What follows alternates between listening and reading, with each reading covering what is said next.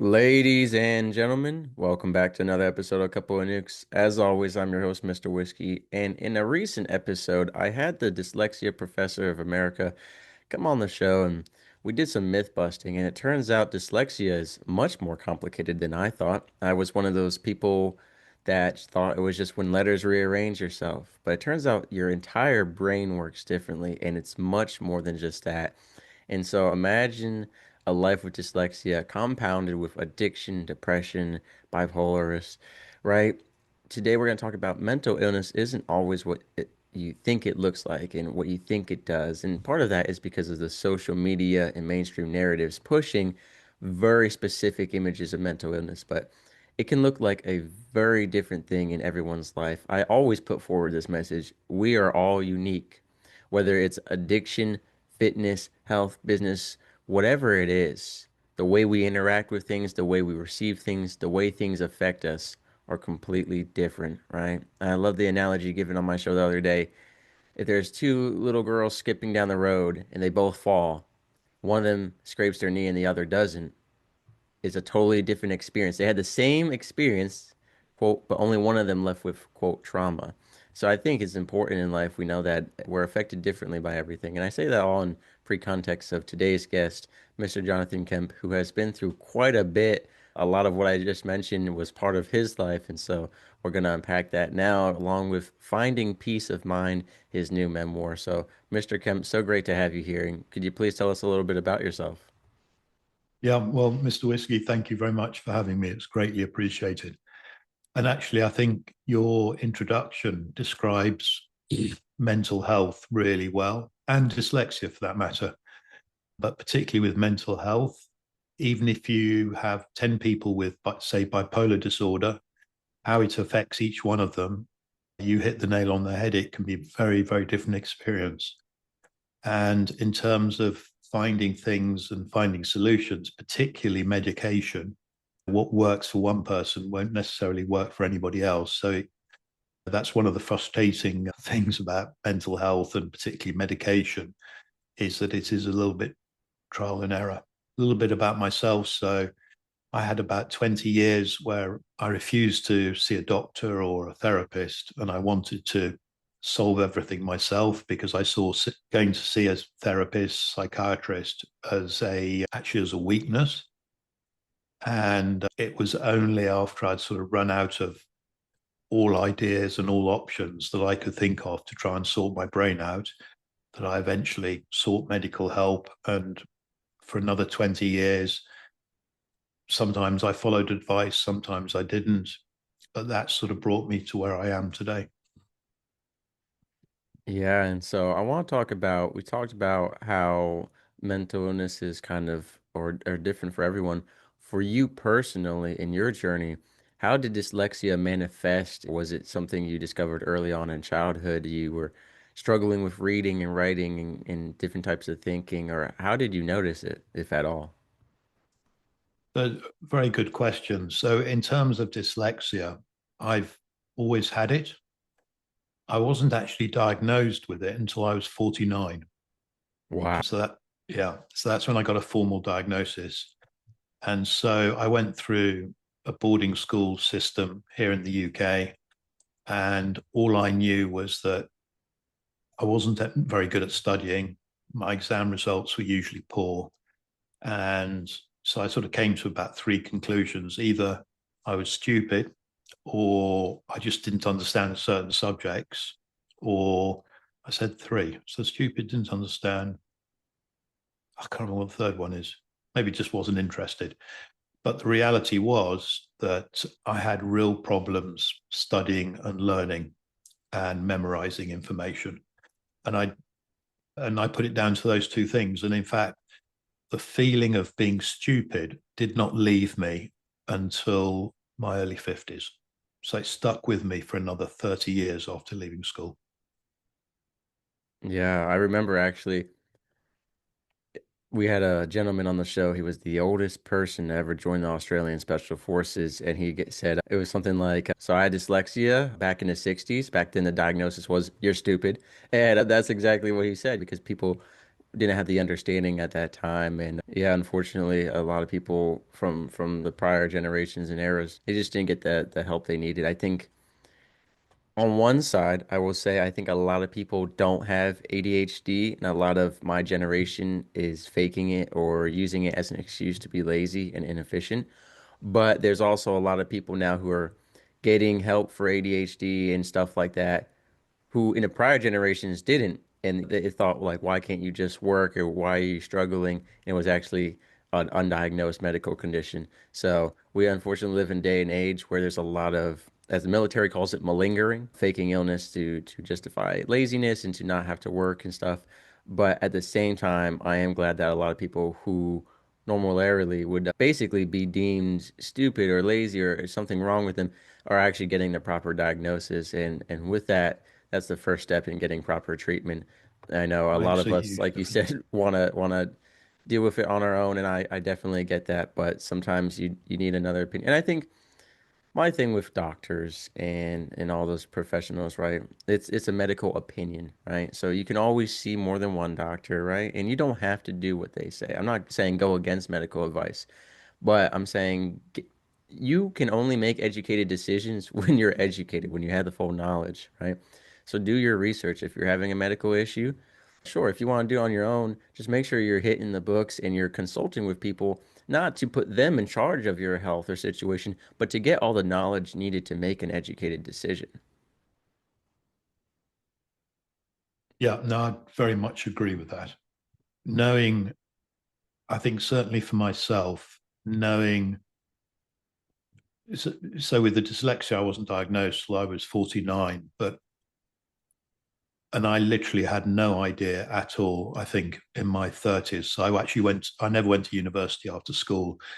And then I did various things. I was a cowboy in Australia for about a year. And then Oh, I was wow. a police officer in London for about 12 years. And after being in the Metropolitan Police, I then went to university and for 2 years. And I had no idea I had dyslexia. All I knew was that I had to study time and a half to double time that everyone else did to be able to absorb information. Mm, But once I started sort of set up my own business, then some of the clients who then became friends said, actually, the way you write things, sometimes the way you speak, have you thought you might be dyslexic? And it sort of made sense. And then in terms of like the mental health issues, for me, the addictions were quite obvious. So I actually stopped drinking and taking drugs when I was 21, I think.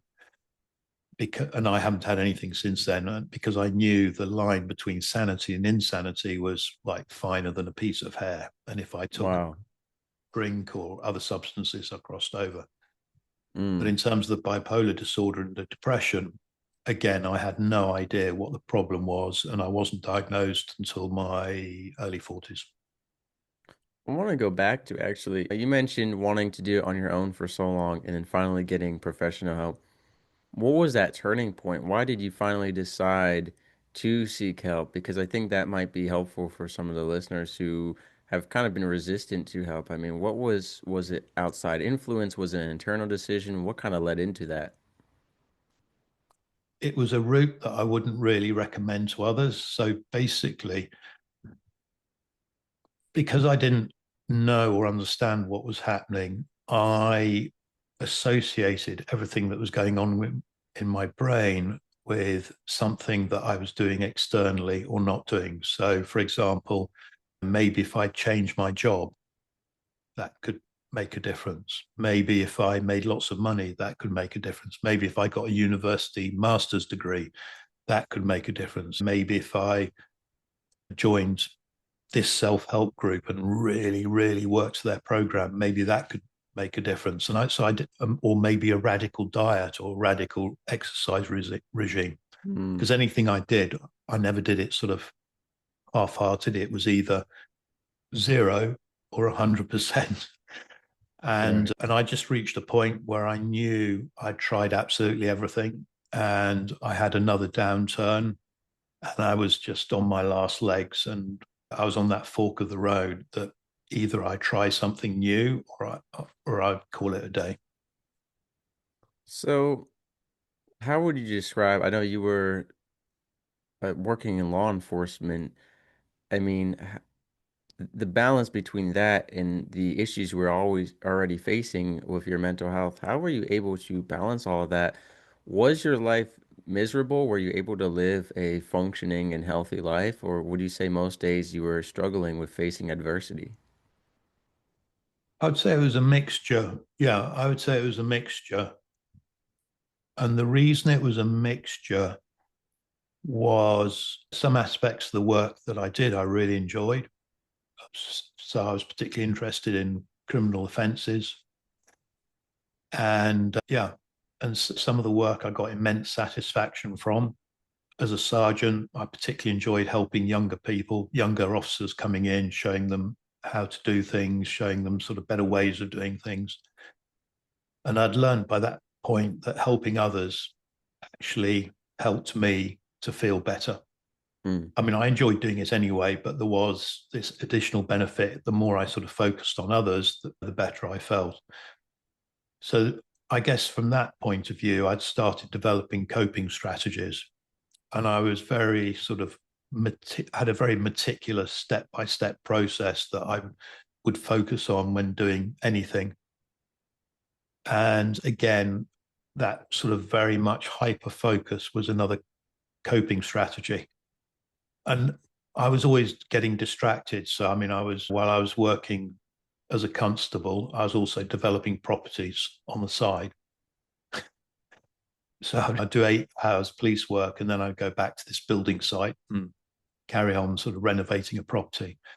And then I decided that wasn't quick enough way to make money. So then I got involved in the stock market where I took enormous risks.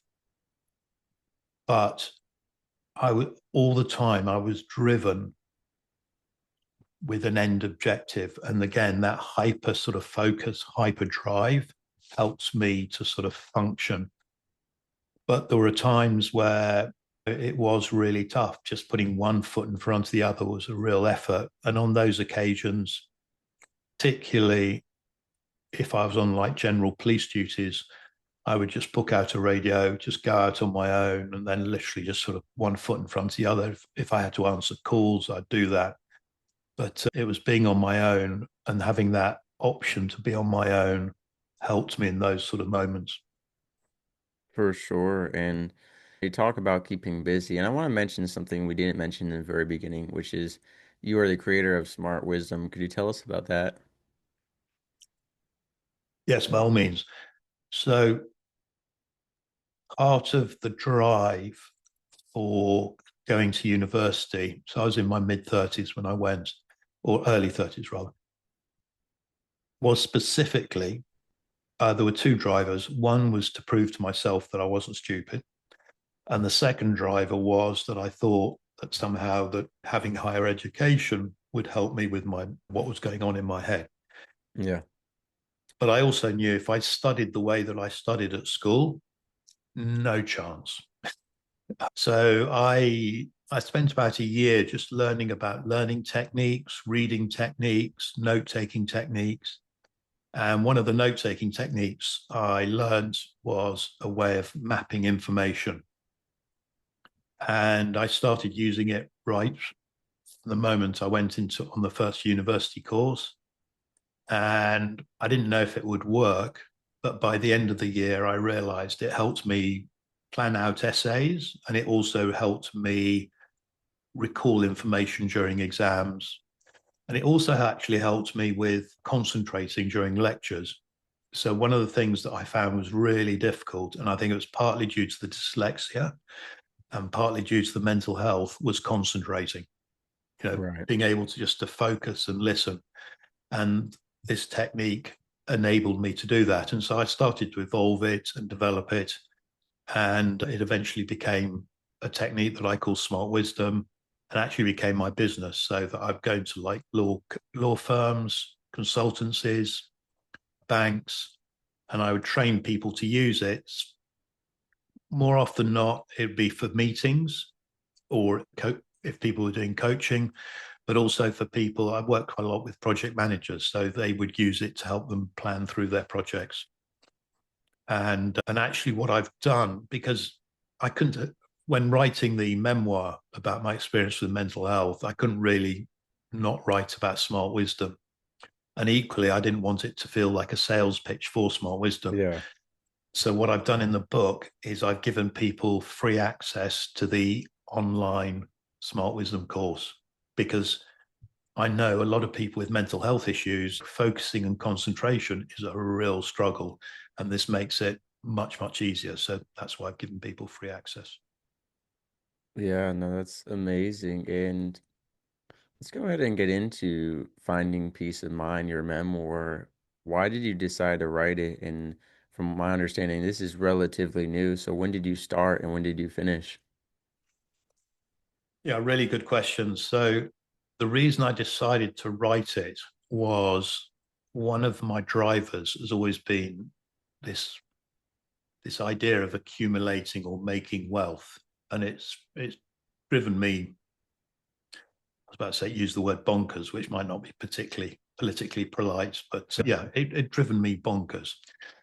And I only realized that it was a driver because I had a new psychiatrist, and he said to me, "Do you realize this is driving you?" And I didn't. But the more I thought about it, yeah, I could see that it was a driving force. And I thought to myself, well, I got to a point where I was thinking, well, actually, what have I got in my life that has a sort of wealth to it? And I was thinking, in reality, it's actually my knowledge about one of the things is my knowledge about mental health. I've got this 40 years experience of 20 years trying to do it myself, 20 years following medical advice, and that's a huge wealth of knowledge. And so I thought, right, okay, if I could, at the time this was during COVID, I had quite a rough period during COVID. I then got some new medical help, and then things changed enormously. And once I reached a point of sort of sustained mental well-being, I thought, right, I'm going to write a book about my experience. Part of it will be a memoir, and then part of it will be my analysis of over those 40 years of what works, what doesn't work, what were the reasons I didn't get mental health, and how do I see these things now. So that was the reason I wrote it. And the second part to the equation was I've always had this thing about success as well. And so I decided, right, success for me is putting my knowledge and my experience into the public sphere to benefit other people. Right. And so it took me 2 years to write the book. I also got professional help with the editing from a male editor, female editor, and then a male copy editor, which made a huge difference. And it's taken about the last sort of 8 months just to get it ready to publish. But another decision I've made is I've decided, and it's a bit similar to smart wisdom, that I didn't want people to think, oh, he's only doing whatever he's doing just to try and Right. make money for him. So actually, what I've decided to do is from the date of publication, which is on the 10th of October, for 1 year, all profits will go to 4 mental health charities. That's beautiful. And I truly believe that every book has a piece of knowledge for everyone. I don't believe you could ever read something and just not get a different perspective at minimum. So obviously everyone should read your book, but who would you say it would benefit the most? What is the ideal audience for that book? So there's a number of different audiences. One is people who have mental health illnesses and want to understand the experience of someone else who's been in and is in a similar situation. But also within that, people who want to read a book which shows that it's possible to still have a life and a full life, even if you have mental health issues. I mean, I've been blessed in that it's never actually prevented me from working. I've found ways around. So there is, I was something I was really keen on when I wrote the book would be that there would be no self-pity, no resentment Hmm. at all. So it's quite an uplifting book.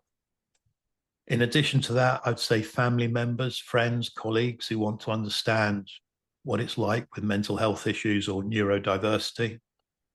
And then the third group are professionals in the field who want to who are interested in people's lived experience.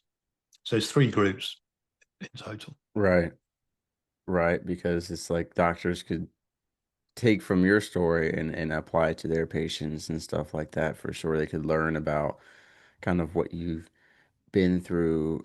I want to go more with the law enforcement because at least here in America, law enforcement, they have a very high stress rate, a high suicide rate, a high addiction rate. You mentioned having a pretty good experience.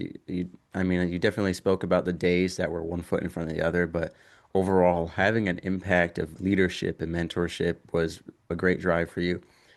Were there days though, like, did the job itself ever take a toll on you? Did you witness things as a law enforcement that kind of just really filled you with negativity? And how did you cope with that besides just your work drive? Like, what would be your advice for young law enforcement people or even the people who have been in for a while who are the job's taking a toll on them?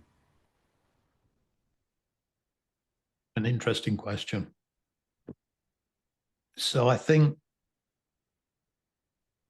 what I did was I would deal with situations in a way that was comfortable for me and respected the way that I deal with the world and see the world. Mm, So I think, so for example, I don't have a big physical build. So if somebody is like threatening, I'm not going to go into a fight with them to try and, I mean, if I have to, I will to restrain them. But if I don't have to, I won't. And so I sort of developed my skills of just being able to talk people down and to be able to get calm people down to a point where we could then take the next step. And that was very much a sort of learned and developed technique. In terms of seeing things and being involved in things which were difficult to deal with, even though I was in there for 12 years, I was relatively lucky, I think. I mean, colleagues of mine were involved in bombing situations, in riots where they genuinely thought they were going to lose their lives. And I, although I was in the police at the same time, I just didn't happen to come across these. I mean, I was involved in big industrial disputes where I knew that if it involved like a fight or a riot, I stood absolutely zero chance of coming out unscathed. I once arrested someone for murder who was carrying a 12-inch knife and was covered in blood. wow. And I was on my own, I was off duty. And in situations like that, I would just go into like automatic professional mode. So I Mm, chased after him. I kept a reasonable distance because I didn't know where the knife was. And eventually I managed to pin him against a car, call members of the public to get the police, call for help. But it could have been really nasty. And right. actually, I took sometimes I took huge risks, which I think partly were connected with mental health in that in in some ways, and I can't think of a polite way without swearing slightly, I just didn't give a shit. If I Mm, live, I live, and if I die, I die. So be right. it. But I wouldn't really recommend that as a Right. strategy Right. either. Of course. So I think the key for law enforcement is, and this is just me personally, is try and treat people with respect and try and treat people with the way that you would like to be treated. And and I think the most important thing, and particularly in policing, is to do what you feel in your gut comfortable doing. I mean, policing's changed a lot, and I think it's a different paradigm now with mobile phones and everything. But certainly prior to mobile phones, where people can now take pictures and videos, a lot of stuff was done off the books that you would never admit to in a court or anything else. And the way I found of dealing with all of that was to do what I found I was comfortable with.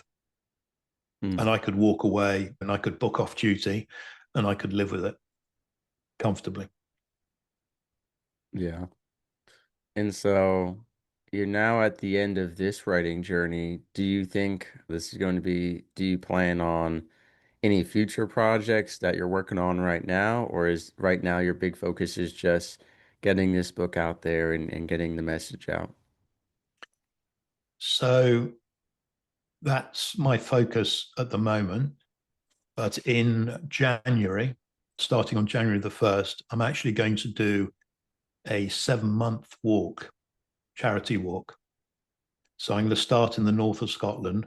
So it'll be a little bit chilly, to say the least. All right. And I'll be walking all the way through Scotland and then England, Wales, Northern Ireland, and then Southern Ireland over a 7-month period. And in Wow. some of the major towns and cities, I'll stop for like 2 days with the aim of doing talks on mental health, either to charities or organizations. And I'll be raising money for four mental health charities, the Scottish one, English and Welsh one, and then two Irish charities. Wow. That is such a big commitment, 7 months of walking. That's I'm just very impressed by that. And I do think that's very beautiful, like you said, that it's all for charity. And so I really appreciate what you've shared there. And as we wrap up this episode, what do you want the one big takeaway to be that people listening to, whether they're dealing with mental illness or not, what would you want them to know and to reflect on today? So I think the key thing that I've learned is a couple of things, but it's all interrelated and connected. Is that knowledge is, and it's something you said actually, it's knowledge is power. So if you find living is a struggle or what's going on in your brain is a struggle, then personally, I would recommend, if you can, seeing a qualified medical practitioner to get your situation assessed. And as you say, if you're uncertain about what's going on, get a second opinion. Because certainly for myself, having a label meant that I could do more research, I could do more reading, I could join peer support groups, which all of which have made a big difference. And then the other takeaway is to treat the brain as you would the rest of your body, which is what I didn't do. Hmm. So I was prepared to see a eye doctor, nose doctor, ear doctor, throat doctor, and from anything here down, I would Right. go and get medical help. I was a bit slow off the mark, like a lot of men are, but eventually I'd go and get medical help. But for some reason, my brain, I expected myself to think it well. I didn't expect myself to think, well, my dislocated arms or my chest pains. And so the big lesson I've learned is the brain is just another part of the body. It just happens to be a lot more complex. And so if things aren't going well, to treat the brain as one would treat the rest of one's body and go and get professional medical help. I agree. I agree 100%. You can't face what's unknown because it's unknown. So, once it is known, like you said, you had that label. Now you can make an attack plan, you can strategize, you can research and find out how to maybe cure it, how to mitigate and manage it if it's something that can't be cured, and how to live a more abundant life, not of survival, but of thrival, of thriving. And so, ladies and gentlemen, finding peace of mind, I think that's really important because that's what we all want at the end of the day is peace, right? But you can have peace in your life with your marriage, with your kids, with your job, with everything else, but still not have peace in your mind. And so I think that's really important that you honestly start there, have peace there, and work on everything external. Because if you need both, you need the external and the internal. And like you said, so many of us focus on the external and we neglect the internal. So I appreciate you writing your book, Finding Peace of Mind, and then also just guesting on shows and doing these talks. And I'm going to have you back on the show 7 months after January to talk about that whole walk experience because I think that is really unique. I think that you're going to cultivate a lot of life lessons along the way. You'll probably meet some interesting individuals along the way Oh, and definitely. learn plenty. So I definitely want to have you back on the show after that to kind of go over that whole walk. So we'll be cheering for you and looking forward to that time. Thank you very much. Greatly appreciated.